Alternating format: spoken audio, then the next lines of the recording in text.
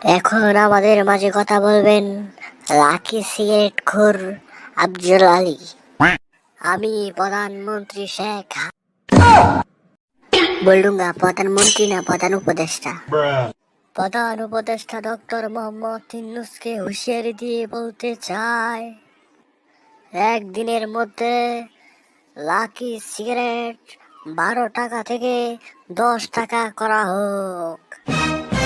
সে হাসিনা, লজ্জায় বাসিনা, পুলিশ দিয়ে আন্দোলন থামানো যাবে না।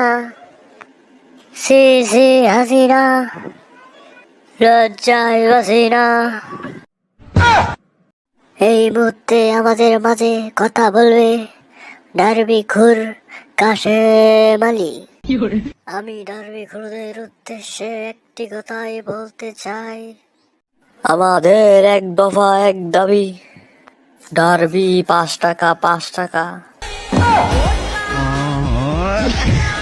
আজকের এই দিনে 5 টাকার ডারবি তোমায় মনে পড়ে? ডারবির সৈনিকেরা এক হও, এক হও। এখন এই মুহূর্তে কথা বলবেন পেনশন খুর গোলাম খান।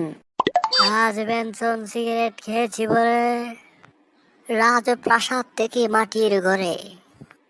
আজ পেনশন সিগারেট খেয়েছি বলে রানীটাও চলে গিয়েছে আকিজ বিড়ি খুরের সাথে।